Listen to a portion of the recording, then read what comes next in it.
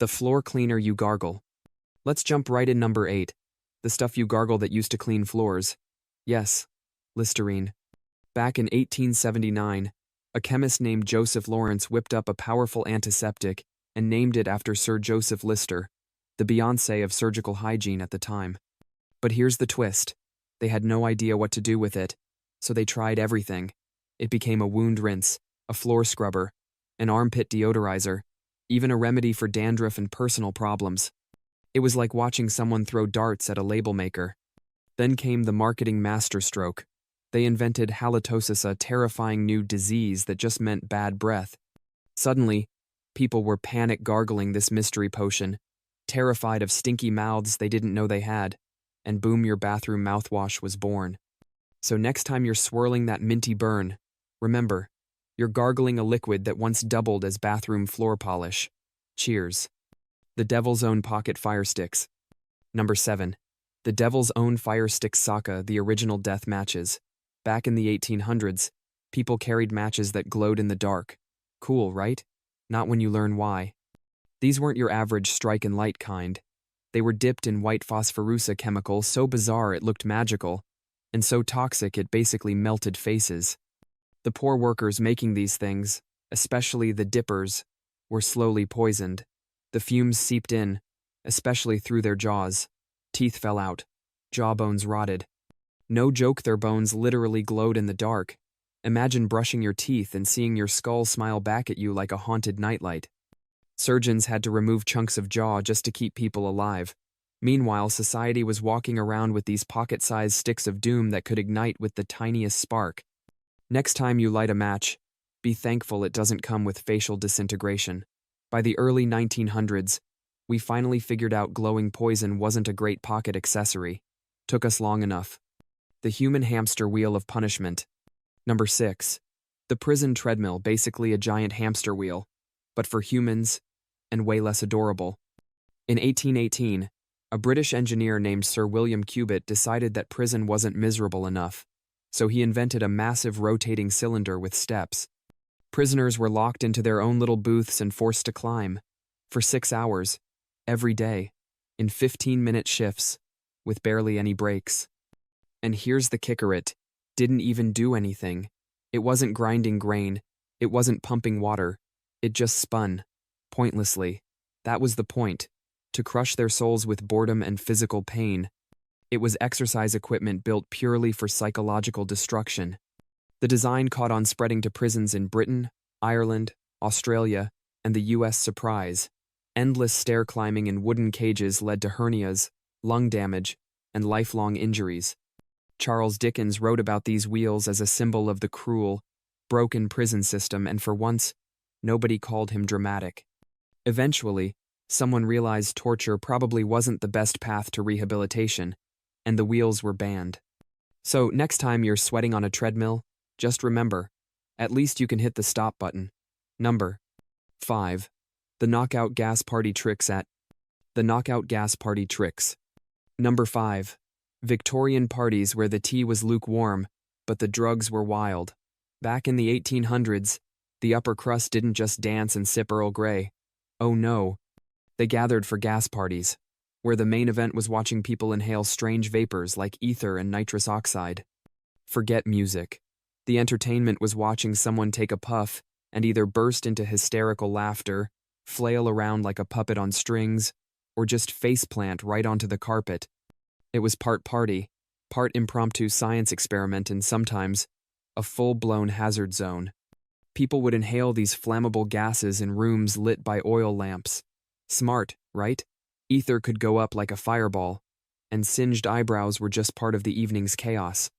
They even had fancy glass globes to dispense the gas, like some twisted fog machine, but instead of ambiance, it knocked you out cold. And yet, amid the madness, something useful happened. Doctors in the crowd noticed, hey, they're injuring themselves, and they don't feel a thing. Boom, accidental discovery of surgical anesthetics. So yes, your wisdom tooth extraction owes a thank you to a Victorian rave gone sideways. Number 4, the devil's pitchfork for your plate. Number 4, the humble Furneaux, a dinner table staple, once considered a cursed object straight from Hell's Kitchen. Back in medieval Europe, eating with your hands was the standard. Then, one day, a fancy Byzantine princess waltzed into Venice with a golden two-pronged fork, and people lost their minds. She just wanted to eat sticky fruit without getting her fingers messy. The locals? Outraged. Religious leaders called it blasphemy. God gave you hands to eat, they cried. So using a fork is basically a slap in the divine face. To make it worse, early forks looked suspiciously like the devil's pitchfork. So naturally, if you used one, you weren't just being fancy, you were clearly dining with Satan. Using a fork meant you were either possessed, spoiled by foreign influence, or both.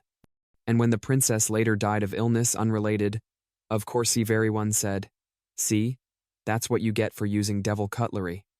It took 600 years for the fork to clear its name, 6 centuries of suspicious glares and holy side eyes, all for wanting to keep your fingers clean.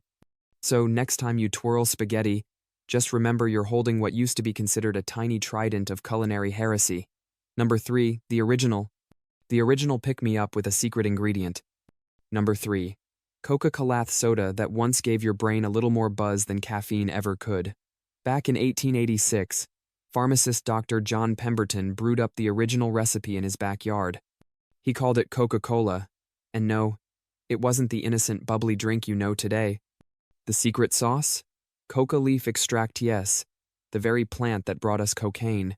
Each glass packed about 9 milligrams of this peppy little stimulant. People drank it for energy, headaches, bad moods, or honestly just because it made them feel great. And believe it or not, that wasn't unusual. Tons of medicines back then came with a bonus buzz. The name Coca-Cola?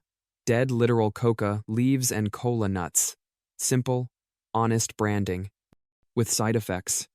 But by the early 1900s, public health folks started asking questions like, should soda make you this productive? So the company cleaned things up, teaming with a New Jersey lab to strip out the naughty bits while keeping the flavor. That's how your go-to soft drink evolved from a back-alley energy tonic into the wholesome fizzy friend in your fridge today. Mostly wholesome, anyway. The ancient fish gut condiment. Number 2, ketchup, the beloved burger buddy with a past so fishy, it might make you rethink that next fry dip. That bright red sauce in your fridge? Yeah, it started out as fermented fish guts. Over 500 years ago in China's Fujian province, sailors and traders were obsessed with a salty, funky sauce called ketchup. It wasn't tomatoey, it wasn't sweet. It was made by fermenting anchovies and intestines in rice wine and leaving them to stew in the sun. Think fish sauce, but stronger, smellier, and chunkier. British traders stumbled across it, loved the flavor, and thought, let's make this at home. Except they had no anchovies, so they improvised with stale beer, mushrooms, and whatever else was lying around. The result? A Frankenstein condiment that only vaguely resembled the original. Then came the Americans, who took one look at this fermented chaos and said, you know what this needs? Tomatoes. And sugar. Lots of sugar. They remixed the recipe with vinegar and spices until it became the ketchup we know and slather today. So next time you squeeze that cheerful red bottle, just remember, you're enjoying the thoroughly sanitized, sweetened descendant of ancient sun-rotted fish juice. Bon appetit. Number 1 cereal. Serial killers of desire. And finally, number 1. Cereal, your breakfast may be sweet now, but it was originally designed to kill your desires. Seriously. Back in the early 1900s, the Kellogg brothers were on a moral mission to blandify humanity.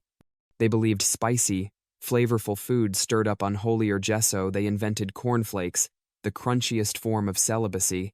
The original version was so tasteless, cardboard would have sued for defamation.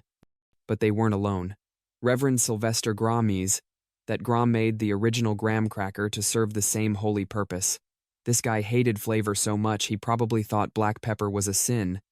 His crackers? No sugar, no honey, just dry, sandy repentance in edible form. The goal? Stop people from feeling anything. The result? People just stopped eating them. So food companies swooped in and said, let's fix this. Adding sugar, frosting, honey, chocolate, marshmallows, everything the original creators would have banned on sight. Now we've got frosted flakes, honey grams, and cereals so sweet they double as dessert. Imagine telling Kellogg and Graham that their anti-pleasure foods became every kid's favorite sugar bomb. Irony's delicious, isn't it? If you enjoyed this wild history ride, hit like, subscribe, and stay tuned. More bizarre facts are coming your way soon.